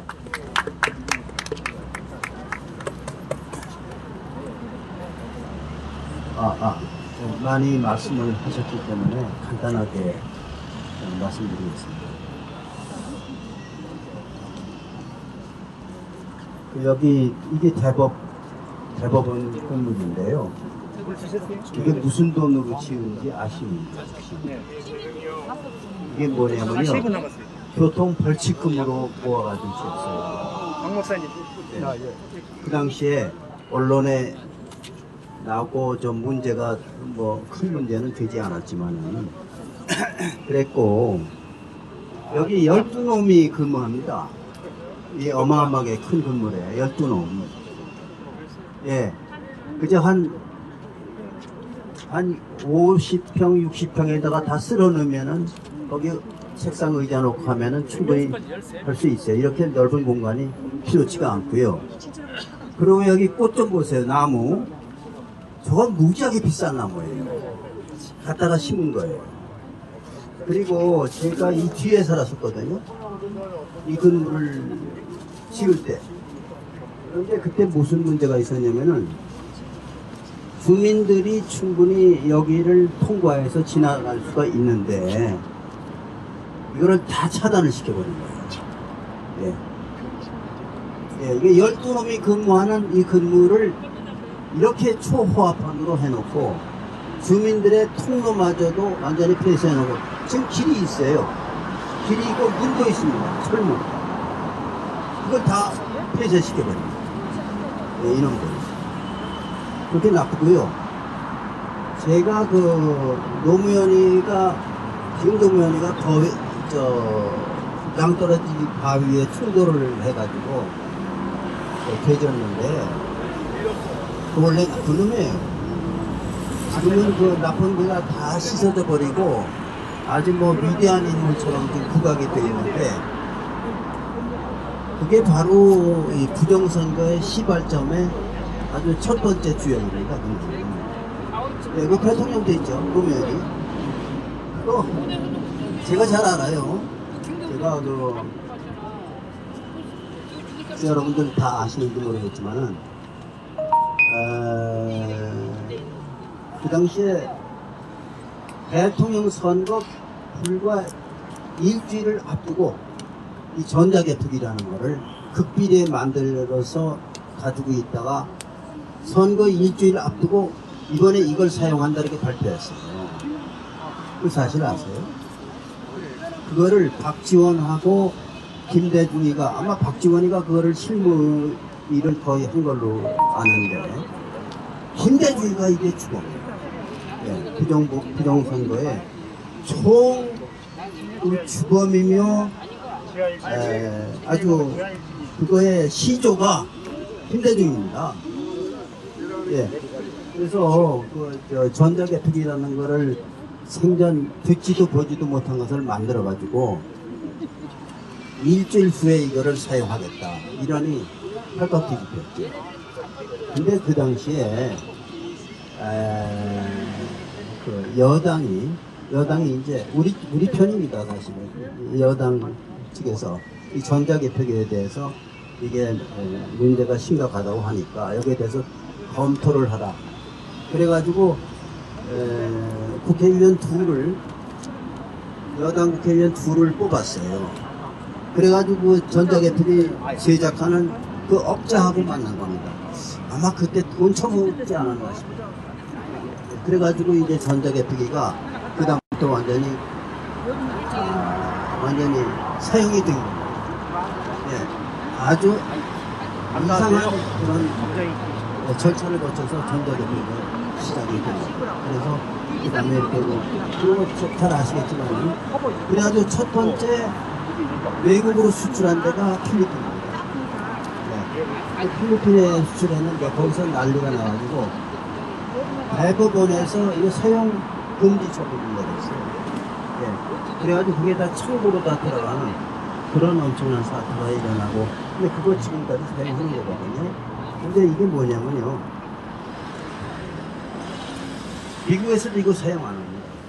네. 일부만 사용하는데 어떤 기계든지 종이가 한 100장이 한꺼번에 그냥 한 1초 이내로 통과하면서 읽어본다는 건 물리적으로 불가능해요. 절대 불가능해요. 거기에는 반드시 오차가 있게 돼 있어요. 그래서 이거는 사용하면 안 된다 하는 것이 이것이 이제 정론이고 그런데 이거 가지고 사용하는 거 이거 가지고 해먹는 겁니다. 지금까지. 네. 그래서 결론적으로 제가 말씀드리자면은 이 대법원 이거 철거해야 돼. 네. 지금 여러 가지 이제 말씀이 많은데 뭐 물러나라, 그만둬라, 뭐 구속하라 뭐 그러는데 이거 철거하면 다 끝나요. 그러니까 대한민국에 꼭 철거해야 될 게 세 가지가 있습니다. 하나는 청와대입니다.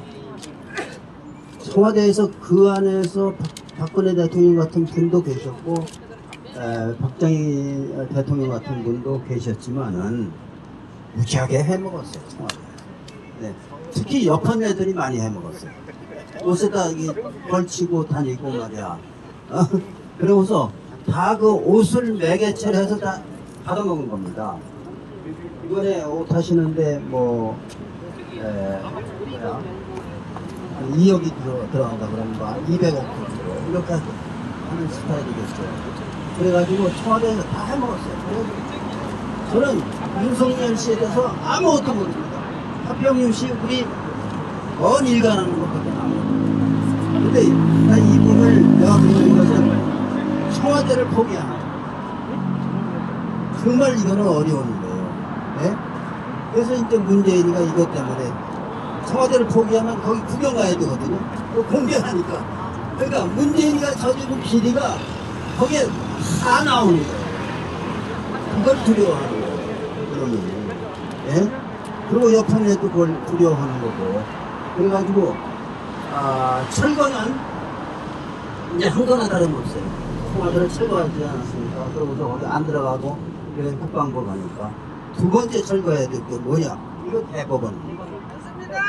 이거 불도저로 철거해버리면 다 끝나요.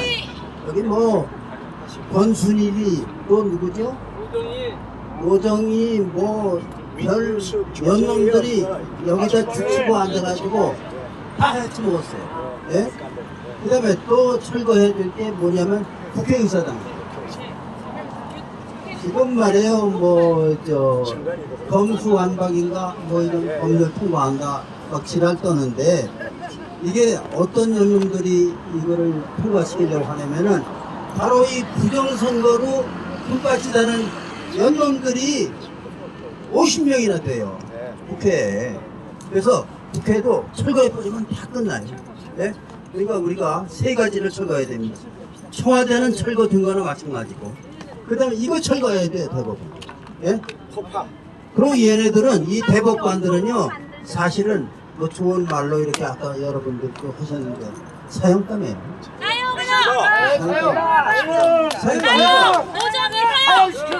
그 다음에 문재인이요? 문재인이가 총왕초예요. 맞습니다. 몸통입니다. 예, 부정선거의 왕초입니다. 그놈이 뒤에서 웃어가면서 다 안 하는 척하고 다 한 거예요. 맞습니다. 예? 노정이가 그거 뭐고 문재인이 다 그 똘말인데 예? 다 문재인이가 한 겁니다. 문재인이가 할 때 근데 치마폭이 많이 역할을 했을 거야. 그 정수기 년 예? 그 년이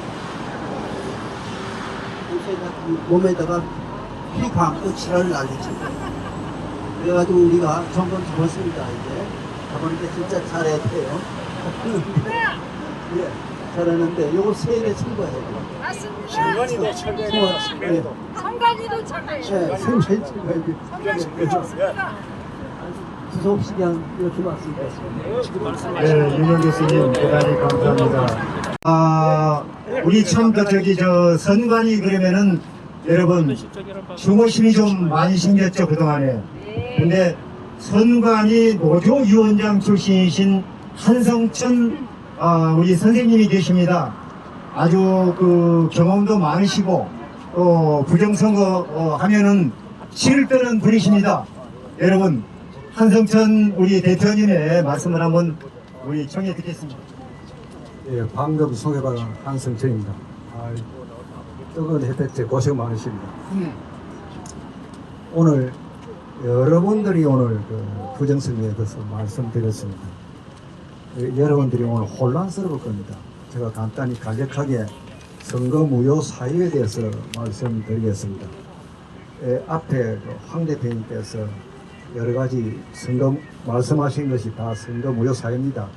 사인 날인 누락 위반, 그리고 사전투표에서 자기 투표 날인하지 않은 거 위반, 그다음 그 사전투표용지에 QR코드를 사용하지 않은 위반, 그런 것 전부 다 선거법의 절차 위반입니다. 이것은 무슨 뜻이고 하면은 절차를 위반하면 표를 따지지 않습니다. 오름지기 된다 무효입니다. 아시겠죠? 오름지기 무효고. 그다음 또 오늘 말씀드리지 않는 또 내용이 있습니다. 전자개표기를 사용했습니다. 전자개표기 사용은 선거법, 공직선거법 95조에서 선거의 범위가 정해져 있습니다. 보궐선거 등 보궐선거, 재선거, 연기된 선거, 정원선거만 사용합니다. 그리고 또 단서가 붙습니다. 이것을 사용하려면 국회 교섭단체를 둔 정당이 협의를 받아야 합니다. 협의를 지금까지 받은 바 없습니다. 무작위 사용해버렸습니다. 그리고 대법원은 이 전자개표기를 기계장치라 합니다. 여러분 삼각대적인 기계장치 아닙니까? 저런 것이 전자개표기를 기계장치라고 불법 사기 판결을 해버렸습니다. 그거를 선관위 내부에서는 전산조직으로 관리한 공무원 증거가 한 12군데 나옵니다. 그걸 무시하고 선관위 직원들은 기계장치라고 국민들한테 무구장창 거짓말 하고 있습니다. 이번 대표 창간 안내 자료를 보시면은 그거를 숨기려고 창간 안내 자료를 완전 부정선거로 숨기는 안내 자료를 내보냈습니다. 그런데 여러분들은 잘 모르니까 그대로 소화 넘어갑니다. 그 다음 투표용지에 여러분들이 투표하러 가시면 선거일날 투표용지를 받으면은 투표용지 번호 1년 번호가 떨어진 투표용지를 받습니다. 떨어진 투표용지를 받으면 어떤 일이 발생하느냐. 기포를 내서 투표함 속에 집어넣어도 그 투표함은 언제든지 바꿔치기 할 수 있는 그걸 제공해 주는 것입니다. 그래서 절대 1년 번호를 그 투입한 투표용지에도 넣어야 하고 빼낸 번호도 1년 번호 투표함에 드는 그 번호도 넣어야 되고 하나 더 넣어야 됩니다. 원래는 선거인에게도 자기가 투표한 투표지에 대한 1년 번호를 주셔야 되는 것입니다. 그래서 나중에 사후에 문제가 생기면 내 투표지를 확인할 수 있어야 합니다. 그것이 선거법에 규정되어 있습니다. 중앙선관위는 그렇게 하면 부정선거를 원천적으로 막을 수 있는데 부정선거를 열어두었습니다. 이해가시죠? 그리고 여러분들 제일 중요한 개표장에 가시면 개표 창간을 하시면 개표상이 있습니다. 개표상 또는 개표판이랍니다. 1반, 2반, 3반, 한 20반이 있습니다. 정당에서 창간이 신고한 수는 6명 이내로 신고합니다. 6명을 6반에 투입시키면 14개반은 창간인이 없습니다. 창간인이 없는 상태에서 개표 관리를 하면 그 개표가 표가 많고 적음을 따지 않고 모름지기 무효입니다. 그러니까 이번 대선도 전국적으로 모름지기 무효였습니다.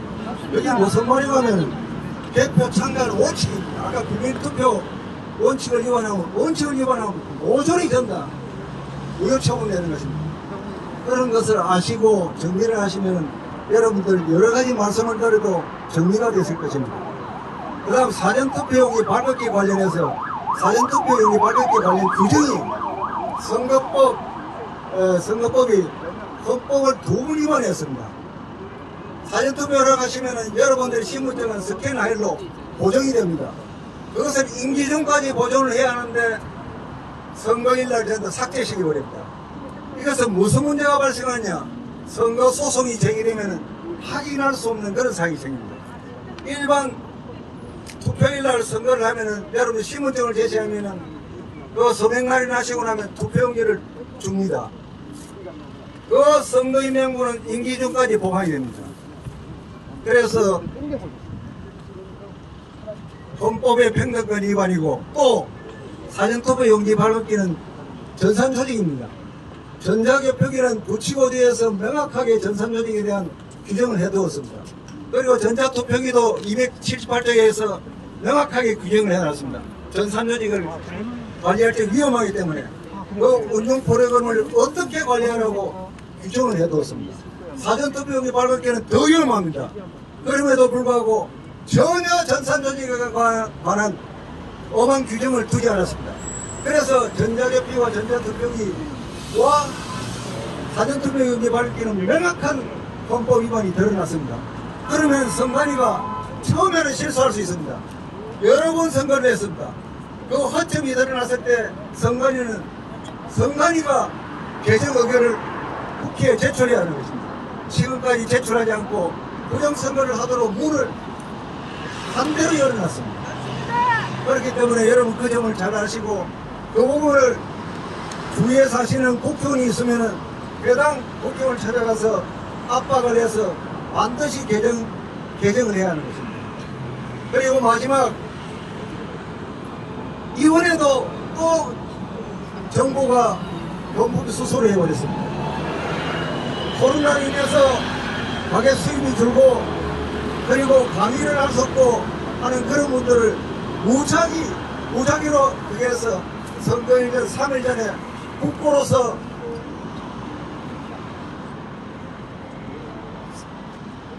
선거표를 사버렸습니다. 투표권을. 그런 표를 사는 그런 정부가 이번에 또 드러났습니다. 그리고 중앙선관위는 어떻게 해야 합니까? 그런 행위가 드러나면 중앙선관위는 반드시 고발해야 할 의무가 있습니다. 지금까지 중앙선관위가 그런 건에 대해서 고발한 적이 없습니다. 이렇기 때문에 상부 대선도 명확한 부정선거이고 그리고 노정희가 지금까지 가만히 있는 것은 노정희 대법관은 선거법을 모르는 무식쟁이라고 할 수 있습니다. 그러니까 무식한 것이 중앙선관위 위원장을 하면서 부정선거가 일어나는지 안 일어나는지 똥인지 물인지 모르고 근무를 하고 있습니다. 여러분 우습지 않습니까? 세상 법관이라서 전부 다 알고 있는 것이 아닙니다. 그렇기 때문에 여러분 오늘 제가 말씀드린 선거무효 사유에 대해서 여러분 아는 대로 이 얘기를 하시고 많은 국민들에게 알려서 많은 국민들이 100% 알면은 이것은 저절로 선거 혁명이 일어날 수밖에 없습니다. 이만 저는 간단하게 선거무효 사유를 말씀드렸습니다. 감사합니다.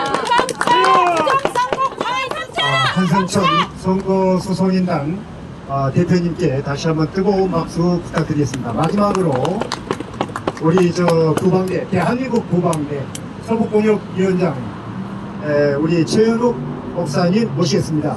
마지막입니다. 의견 최영우 한번 연상을 해봅시다. 최영우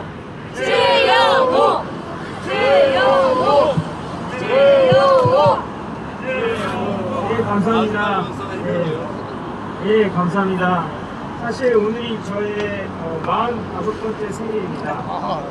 예, 근데 생일날 돼서 26년 전에 만 20세 생일이었을 때 나는 어떤 일을 하고 있었나 봤더니 제 인생에서도 참으로 중요한 사건들이 모였었습니다.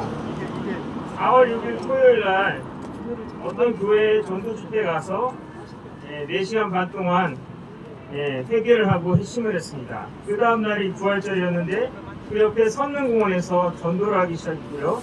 그 주의 수요일 날 선거인 4월 10일에 만 20세가 되어서 첫 번째 국회의원 선거를 할 수 있었습니다. 죄를 다 씻고 깨끗한 마음으로 예배도 드리고 공부도 하고 또 투표도 했습니다. 회심 전에는 사회에 대한 분노가 가득했고 사회민주적인 나라를 원했다면 회심 후에는 기쁨과 감사가 넘쳤고 성서적인 자유민주주의 헌법 정신대로 나라가 잘 운영되기를 소망하게 되었습니다. 그리고 다음 해에 제가 모대학 법학과에 진학을 했습니다. 진학을 해보니까 거기는 그 운동권의 진원지가 어디죠? 대학 캠퍼스입니다. 대학 캠퍼스의 이념 서클입니다. 뭣도 모르고 법학과 이념 서클에 들어왔는데 밤마다 이제 가르치는 거예요. 그 금서에서 풀린 그런 책들을 모아다가 사회과학 서적을 가르칩니다. 그리고 4월달에는 뭘 하냐면 그 광주 사태에 공개되지 않은 그 영어 파일을 모아서 봅니다. 그리고 분노하게 됩니다. 그리고 계속 훈련을 시키고 5.18 그 광주에 내려가기 위해서 차를 대절해서 갔다 오면은 운동권이 되는 것입니다. 저는 다행스럽게도 가지 못했습니다. 그리고 다행스럽게도 성서를 믿는 선배님들을 만나서 그래서 이제 성서를 공부하면서 운동권으로부터 멀어질 수 있었습니다. 제가 그렇게 품어주던 자유민주주의는 지난 5년 전에 좌파 세력의 촛불 시위를 통해 그 권력 찬탈로 인해 우리 자유민주주의가 산산실 조각이 날 위기에 처하게 되었습니다. 특별히 지난 5년간의 주요 선거는 모두 부정선거였습니다. 5년 전 대선은 촛불 시위로 국민들을 법박하고 드루킹 댓글 조작에 의해 민주당이 그 계획에 따라 쉽사리 대권을 찬탈했습니다. 4년 전 지난 지방선거에서는 지방선거일을 북미 정상회담과 같게 하고 온종일 그 방송을 틀어내는 방식으로 곧 평화와 통일이 올 것처럼 국민들을 속였습니다. 그 결과 서울시에서는 서초구를 제외한 모든 구청장을 민주당이 가져가게 되었고요. 또 거의 다 호남인으로 채워졌습니다. 특별히 4.19 선거에 대해서 그리고 30 선거에 대해서 선거 무효 소송에 대해서 준비를 해왔는데 앞에서 워낙 말씀을 잘 하셨기 때문에 그럼 우리는 앞으로 6.1 선거를 위해서 어떻게 할 것인가 얘기해봤으면 좋겠습니다. 6.1 지방선거는 3.1 대선과 달리 7가지 서울시장, 교육감, 시의회 지역구, 시의회 비례, 구청장, 구의회 지역구, 구의회 비례의 선거가 동시에 진행되는 복잡한 선거로 부정선거를 행할 수 있는 구멍이 더 많다고 볼 수도 있습니다. 그래서 저희로서는 더 힘든 선거가 될 수도 있습니다. 저번 3구 대선처럼 막판에 저희의 조직력이 무너져 버리면 제대로 된 부정선거를 방지를 장담할 수 없습니다. 따라서 여유가 있는 지금부터 조직력을 다져야 합니다. 그래서 시간이 있을 때 시목 공모를 위한 공별 모임이나 또 전문 지역별 모임 그리고 집회 시위 등의 참여를 통해 조직력과 체계와 결의를 가지고자 합니다. 우리가 선거 국면에서 갇혀서 일만 하면 된다는 생각은 어리석은 생각입니다. 그렇게 한다면 저번 대선처럼 막판으로 갈수록 정신없이 우왕좌왕할 공산이 있습니다. 그러면 더 많은 허점이 부정선거 방지 과정에서 생기게 되는 것입니다. 그래서 한번 호소합니다. 지금 4월 중순에서 5월 초까지 시간적 여유가 있을 때 신목금호와 정보 공유 선거에 대한 그리고 부정선거를 물리칠 열기를 가질 수 있는 여러 모임에 적극적으로 자발적으로 참여해 주십시오. 그리고 다음에 6.1 지방선거는 더 체계적으로 더 조직적으로 우리 부방대 조직이 원팀으로 움직여서 진정한 승리를 가져올 수 있도록 모두 함께 힘을 모아 주십시오. 특별히 부방대 본부 대표님 그리고 위원장들의 계획과 전략을 믿고 시위와 집회, 교육, 신목을 위한 여러 활동에 적극적으로 동참해 주십시오. 우리는 위원장들과 동대표들을 중심으로 다 함께 모두 원팀이 되어 가야 할 줄로 믿습니다. 감사합니다. 위원장 이상으로 그 구호 3개와 만세 삼창으로 우리 황교안 총괄 대표님이 이끄시는 서울부방대 오늘 대회를 모두 마쳤습니다. 구호는 노령이를 구속 수사하라!